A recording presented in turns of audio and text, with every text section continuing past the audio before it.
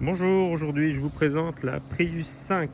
Donc on a fait l'essai du BZ4X, l'essai du nouveau CHR hybride et donc là nous essayons la toute dernière Prius hybride rechargeable. Donc comme on peut voir, il y a eu une grosse métamorphose stylistique par rapport aux autres générations. Vous pouvez voir sur la concession qu'on a eu la chance de rassembler toutes les Prius, de la 1 à la 5. Et donc là vous voyez qu'on est sur un profil un peu plus ramassé, un peu plus sportif avec des grandes jantes comme on peut voir en 19 pouces. La nouvelle signature lumineuse du groupe Toyota. Un avant très racé. Et donc je vais m'éloigner un petit peu, on va voir ce profil de coupé. Voilà, qui se fait à la nouvelle Prius de la gamme et donc vraiment une voiture très basse avec des grandes arches de haut qui s'apparente plus à un coupé sport 4 portes avec les foyers cachés notamment à l'arrière. Voilà. Et un nouvel arrière qui pour moi est vraiment très racé avec ce bandeau de feu et puis un look bicolore, moitié noir, moitié rouge. Enfin, j'aime beaucoup. Alors, on va essayer d'ouvrir le coffre. Je ne sais pas où est le bouton, je découvre. Hop. Donc, planche de bord intérieure et hop. On monte dedans. Voilà, nous avons ouvert le coffre, on va aller voir. Donc, qui dit Prius dit quand même voiture à vocation familiale. Donc, étant possesseur d'une Prius P3 depuis quand même bientôt plus de 10 ans, même plus de 10 ans, et toujours aucun problème mécanique d'ailleurs à rencontrer ni au niveau de la batterie, alors que c'est un modèle 2012. Ça fait donc 11 ans que je l'ai, même bientôt 12, et donc je n'ai rien à déplorer au niveau de cette voiture. Juste de l'entretien des vidanges et c'est tout. Donc là on peut voir un coffre qui est un peu plus petit que sur la Prius P3, on va être honnête. Donc là c'est tout pour ranger, donc on a un peu perdu en contenance de coffre. Je pense que c'est lié au fait que cette voiture soit une hybride rechargeable. Le coffre reste relativement bon pour une famille avec des enfants, il n'y aura pas de problème, sachant que ça se plie, ça se range également. Donc on a un coffre quand même qui est respectable, mais pas non plus, voilà, pas s'attendre, celui qui avait une Prius P3 aura un coffre plus petit dans celle-là. Voilà, Prius P3 et P4 avaient des plus grands coffres, toutes les deux.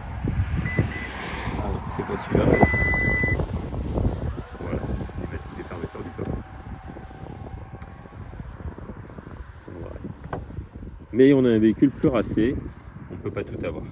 Donc, les poignées extérieures, enfin les poignées arrière, des portes arrière, excusez-moi, j'ai du mal ce matin, sont cachées un peu comme l'avait lancé la mode des Alpha 147. Donc un intérieur avec des plastiques, mais bon, un traitement bicolore, donc c'est assez simple à l'arrière. Le fameux double toit vitré qui est très bien. Et donc on a également, donc c'est moi qui conduisais, donc j'ai tendance quand même à conduire très reculé et on a pas mal de place à l'arrière, aux jambes. Deux prises USB ici au niveau des pieds, un intérieur simple avec les petites liseuses, porte-gobelet, donc c'est très simple mais bon, parfait pour une famille. Voilà, la nouvelle planche de bord, donc là aussi un gros saut qualitatif comme le CHR, comme les BZ4X également, donc avec le nouveau volant qu'on peut voir ici et cette nouvelle planche de bord. Voilà, est-ce que ce coup-ci il y a une boîte à gants? On va aller voir ça tout de suite.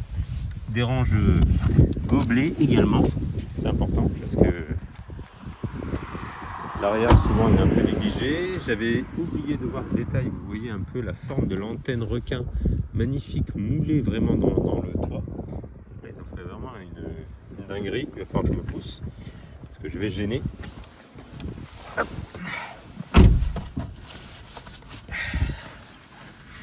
On est sur un terrain privé et il y a des gens qui sortent. Alors, nous voilà partis. Hop. On va continuer l'essai statique un peu plus loin.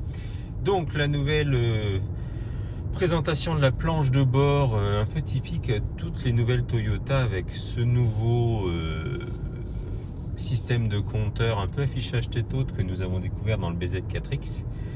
J'aime beaucoup, c'est très fluide, c'est entre l'affichage tête-haute et l'affichage traditionnel, et je trouve ça plutôt très très réussi.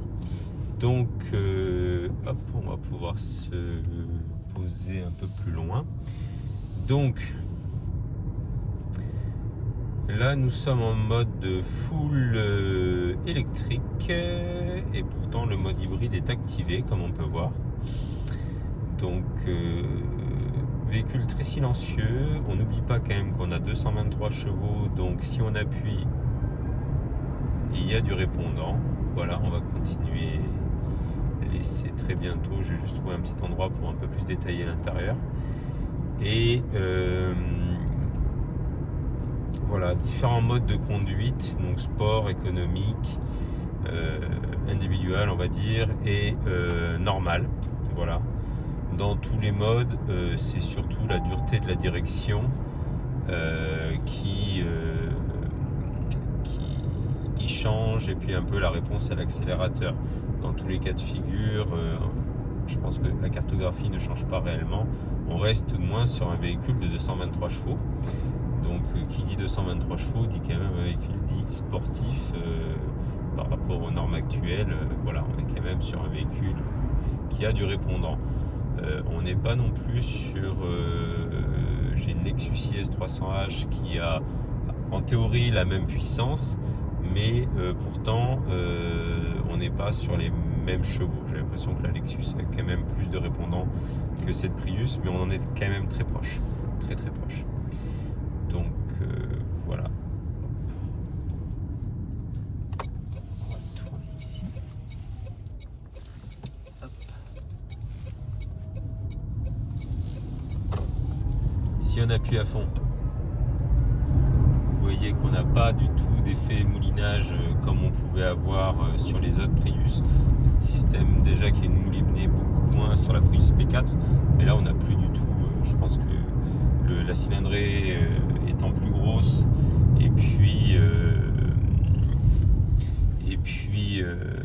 le moteur électrique étant plus gros également, je pense que la voiture a moins besoin de s'époumoner pour se lancer, et donc ça permet quand même d'avoir du répondant. On va voir, on va appuyer là tout de suite.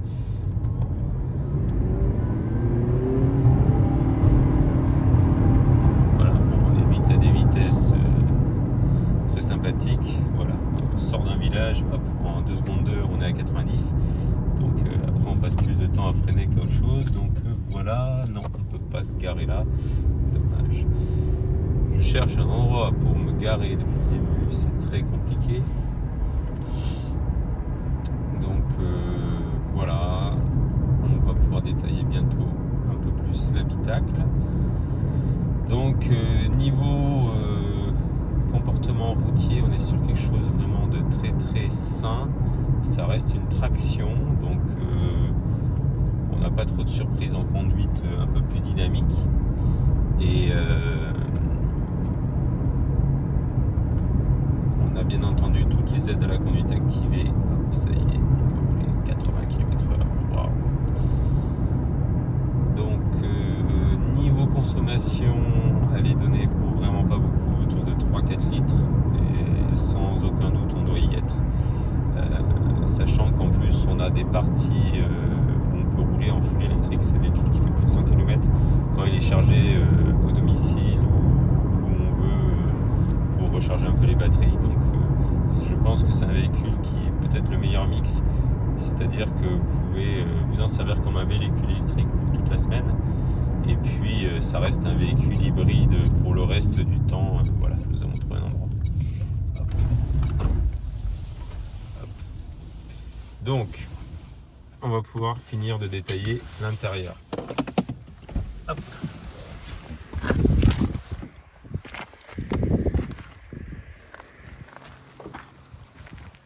Ah, la signature lumineuse qui s'allumait, on a de la chance. Voilà, donc on voit vraiment cette magnifique bandeau lumineux. On va laisser ouvert. Ah. Donc les phares, comme je disais, qui sont en bas. Ça lui donne vraiment un petit look très manga, très sportif, j'adore. Et donc on va aller voir le côté de côté passager, qui est aussi important que le côté conducteur. Donc,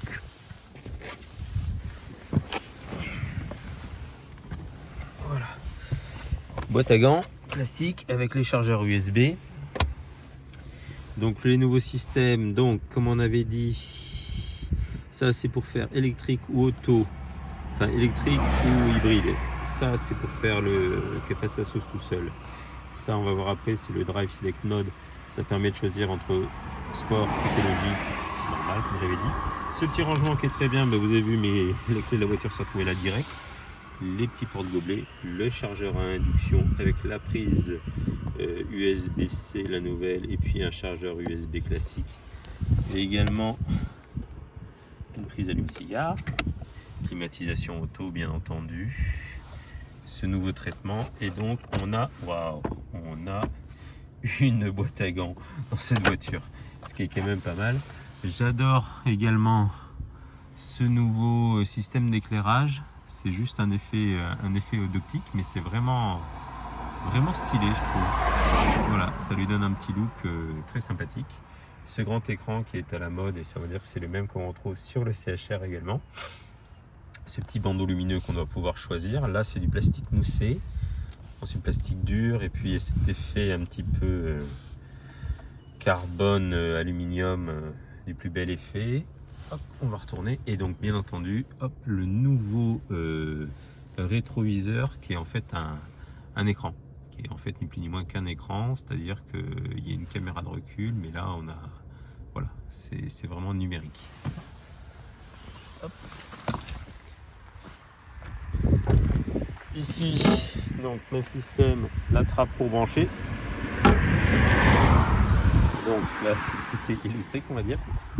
J'adore vraiment cette signature, ça lui donne un petit côté sportif, plus bel effet. Et ici, ici de ce côté forcément, il faut qu'on appuie sur la trappe à essence. Voilà, et donc là, trappe à essence classique, samplon 95, 10 et samplon 98. Voilà, donc là c'est le côté essence, le côté électrique. J'aime bien. Hop, siège électrique bien entendu. Voilà, donc je suppose qu'il y en a à mémoire. Si jamais on choisit le modèle en question, celui-là doit être un milieu de gamme. On n'a pas le cuir, mais niveau techno, je pense qu'on a tout. Pare-brise dégivrant, phare automatique bien entendu, volant chauffant. Dessous on voit, et c'est pas mal de la mettre ici, parce que de plus en plus de gens ont tendance à poser ici des GPS ou des téléphones. Donc on a une prise qui est juste ici. Voilà, ici donc comme je disais, les différents modes de conduite, on va aller voir tout de suite, clim, tout ça.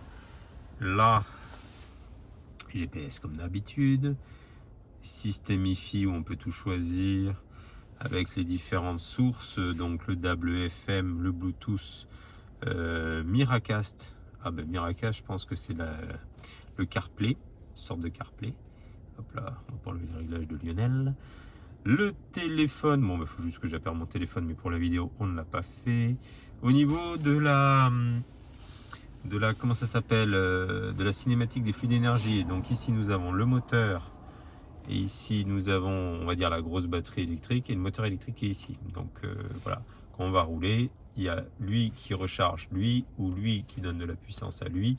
Enfin voilà, en gros, on est sur une traction qui peut être rechargeable, comme on peut voir. Hop là, qui peut être rechargeable comme on peut voir, excusez-moi. La grosse batterie, et qui, comme d'habitude chez Toyota, les deux batteries marchent de concert, ou l'une recharge l'autre, enfin le moteur recharge la batterie, enfin voilà, donc ça fait sa vie tout seul. Ensuite, au niveau du véhicule, on a les réglages de climatisation, comme d'habitude, info trajet, donc voilà, 15 km/h, voilà. On voit les consommations, bon, il y a un peu de tout, hein, ça reste une hybride. Les consommations électriques également. Tac tac tac, alerte véhicule, je ne sais pas ce que c'est. Ensuite on va passer, hop, on va remettre le GPS, c'est encore mieux là avec toutes les touches qu'on a ici, et le Drive Select qui est là. Donc on va taper sur le Drive Select, on va commencer par ça, avec mode sport, mode normal, mode éco, Voilà, vous voyez, c'est juste le rond qui change un petit peu, le bas du rond qui change, voilà. Et je vous ai dit la dureté du volant, la dureté de la direction. D'accord? Voilà. Ensuite, ici, si j'appuie sur les touches qui sont ici, donc celle-là et celle-là. Donc ici, on a une touche auto. Donc voilà, quand j'appuie ici, bim, ça devient automatique. La voiture n'est pas forcée en mode électrique ou voilà. Si j'appuie sur la touche en dessous, donc là, hop, je la passe en hybride ou voilà, juste en électrique. D'accord? Bon, après, on a un autre souci, c'est que ça reste une hybride, donc elle fait sa vie toute seule. Le moteur essence s'allume pour recharger. On entend le bruit d'un 4 cylindres. Donc là, on peut la forcer à se mettre comme elle veut. On va la remettre en automatique, comme ça fait sa vie. Là, c'est les détecteurs qui permettent de savoir si on s'endort pour l'assistance, parce qu'on a toutes les assistances qui sont ici.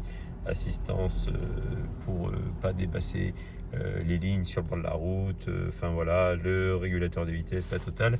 Et donc là, ici, nous avons des petits capteurs qui sont censés nous regarder et déterminer un peu si on va bien. Et puis voilà, bien entendu, vitre électrique, tout ça.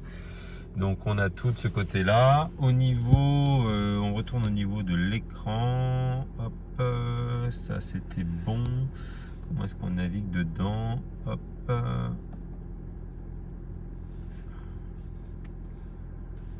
là. Voilà. Donc, consommation électrique 25 kW au 100 km. Là, nous avons les assistances à la conduite et donc zone éco. Alors, il nous met des scores éco, je vois. Bon, le score est pas mal. À l'arrêt, on n'est pas bon, mais en même temps, on fait un essai vidéo. On est taux de conduite V pas mal, 94% en électrique depuis qu'on est parti. Voilà. Ensuite, consommation, il faut s'attendre à quelque chose. Je vous dis, quand le moteur tourne vraiment, on doit être entre 3 et 5 litres, sans forcer toujours. Et puis, vu qu'on a des parties à 0, on baisse forcément la consommation. Donc, vraiment, consommation, c'est vraiment le must. Les radios. Ah, ben voilà. Distance, non. Oh, j'ai pas compris. Ah, mais c'est qu'on était à la voiture là-bas. Les différentes aides à la conduite, le message. Donc ça n'a pas changé. C'est la même chose depuis toujours. Voilà, 94. Je cherche. Voilà, bon, bah écoutez, il nous met les choses comme ça. Et puis, on va remettre le truc éco comme ça.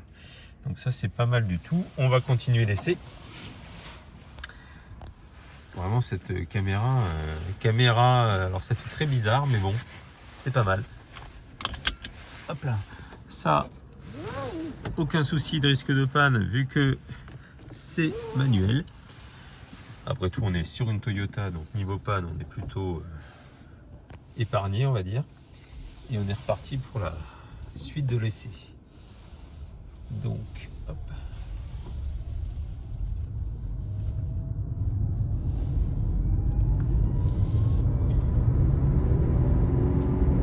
J'insiste vraiment sur le fait que maintenant ce véhicule n'a vraiment plus aucun moulinage, c'est-à-dire qu'on roule sur un filet de gaz tout de suite, et ça c'est vraiment comme sur la Lexus que j'ai depuis de nombreuses années également.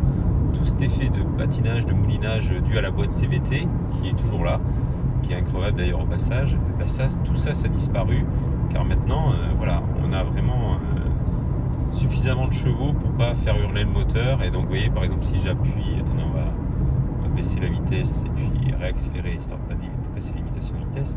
Mais si j'appuie pour faire une forte accélération, on n'a aucun effet de moulinage. Un petit virage, voilà. Voilà. Et là on est en ligne droite, on va faire une petite réaccélération. Et voilà, on est déjà à la vitesse. Donc, comment vous dire, il n'y a aucun problème, il y a du punch. Et puis, véhicule très dynamique, franchement, c'est ce qui me surprend le plus. On est vraiment une petite sportive, écologique. Alors moi, ça me fait rire parce qu'une Prius devienne un peu sportive, c'était pas prévu au programme. Mais là on est sur un véhicule, alors c'est pas une sportive de fou, hein, mais on aura une conduite dynamique. Moi honnêtement c'est un véhicule, la Lexus IS 300H que j'avais acheté, je l'avais pris vraiment pour son côté hybride, sportive à l'époque, parce que un véhicule de plus de 200 chevaux, même si beaucoup vont dire c'est pas suffisant, on reste quand même sur un véhicule qui a des performances très solides.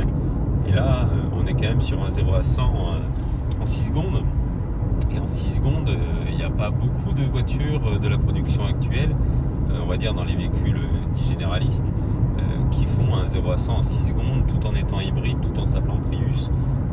C'est plutôt un pied de nez drôle, je trouve. Voilà, une Prius un peu sportive, ça change. Donc, vraiment, voilà. Donc, c'est sûr, le prix a sérieusement augmenté. On est sur un prix qui avoisine les 40 000 euros. Voilà, on n'est plus non plus sur les 28-30 000 que réclamait le modèle d'avant, mais on a un modèle qui est complètement différent également. Donc à l'heure actuelle, dans la gamme Toyota, on a le CHR en 140 chevaux et la Auris qui est également en 140 chevaux, qui, on va dire, comble un peu cette gamme de prix qui était inférieure. Et là maintenant on a la Prius qui se pose un peu en porte-étendard avec sa version rechargeable, qui est la version unique que l'on a pour le moment sur le sol français, où là on se retrouve avec un véhicule qui a du punch. Et franchement, par exemple pour les possesseurs de Lexus IS comme moi, j'étais un peu embêté parce que je ne savais pas trop quoi acheter. Vous voyez par exemple sur une zone de déplacement on n'a aucun problème. J'étais un peu embêté sur quoi acheter après ma Lexus, sachant que je voulais une voiture un peu basse, toujours dans les 220-230 chevaux, hybride pour le daily. Je trouve ça actuellement le meilleur compromis, c'est-à-dire que je n'ai pas du tout le mode de vie pour avoir une voiture électrique pure. En ce moment, je roule trop et c'est trop imprévu pour que je puisse savoir quand il faut que je recharge la voiture, tout ça. Donc ça, c'est peut-être pour moi l'arme idéale, ça serait une électrique toute la semaine. Quand je me suis raté, et ça m'arrivera tous les jours ou très régulièrement, et ben ça devient une hybride, comme je connais, avec des consommations très basses. Je me dis c'est peut-être l'arme fatale, en ce moment. Voilà. Si tant est que le prix ne nous fasse pas peur et que voilà quoi. Mais si on en a les moyens et qu'on veut rester chez Toyota Lexus, actuellement c'est peut-être une des solutions les plus sympathiques à qui ne veut pas passer au SUV. Parce que si on n'est pas un fan de SUV, c'est un peu compliqué dans la tendance actuelle, sachant que tous les constructeurs ne se mettent à vendre plus que ça. Et je trouve un peu antinomique le fait qu'on fasse SUV, véhicule écologique. Non, pour moi un véhicule écologique ça doit être un véhicule bas qui a un faible CX, et donc forcément un SUV pour moi ça correspond pas réellement à la définition même d'un véhicule écologique. Voilà, dites-moi un peu ce que vous pensez de cet essai. Forcément j'oublie des choses comme à chaque fois, c'est approximatif, hein, mais bon, moi à la base je suis artiste et je suis passionné de voiture. Groupe Toyota, c'est grâce à Touzalin, SNDA Touzalin, c'est un groupe ami et qui me permet d'essayer tous leurs nouveaux véhicules et même les anciens également. Mais grâce à eux, ça me permet également de vous montrer une approche pas du tout professionnelle, mais une approche réelle, c'est-à-dire que le conducteur lambda, parce que je suis vraiment un conducteur lambda et même pas bon on va dire, et qu'est-ce qu'il pense, quel est son ressenti d'un véhicule hybride ou d'un véhicule essence ou diesel ou électrique comme on a pu essayer. Et vraiment, mon score éco monte, on est passé à 61, je suis moins mauvais qu'avant, et ça nous permet surtout de voir un vrai essai, quoi, pas un essai formaté où on voit tout le temps les mêmes choses, on découvre réellement la voiture. Donc score éco 62, ça monte, donc voilà. Et donc ça c'est un véhicule, vous voyez par exemple en ce moment la batterie électrique est vide, il n'y a aucun changement à la conduite, c'est-à-dire que c'est un véhicule hybride classique alors que la batterie électrique vient d'être vidée, mais malgré tout on est en mode électrique. C'est la grande surprise des Prius. On a un mode électrique qui, même en mode hybride, je veux dire avec la grosse batterie vide, ça reste ça reste une Prius normale, donc avec des consos records, et puis qui ne vous laisse pas en rade. Là, vous vous rendez compte quand même que elle se conduit complètement normalement, alors que la batterie vient de se vider.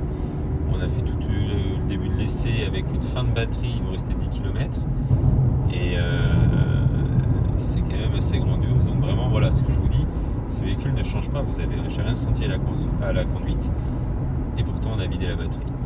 Chose la plus forte, c'est que cette batterie va pouvoir se recharger dans les phases de décélération et de freinage. Et celle-là ne les a pas, mais il y a également des Prius qui ont des panneaux solaires, donc pour recharger également la batterie. Donc voilà, mon avis sur cette voiture, vraiment abouti. Allez, je vous quitte sur cet essai, et puis à très bientôt pour de nouvelles voitures. Je vous dis à très bientôt. Également dans les actualités, le Rally Art 2024 est en train de se boucler, et je peux vous dire que nous avons reçu le renfort de Team Alpine, de Studio Alpine Boulogne, qui va nous fournir les Alpines A110, et c'est un Rally Art qui va se dérouler sur 2 jours, et on va aller découvrir le circuit de l'Oéac, donc restez connectés.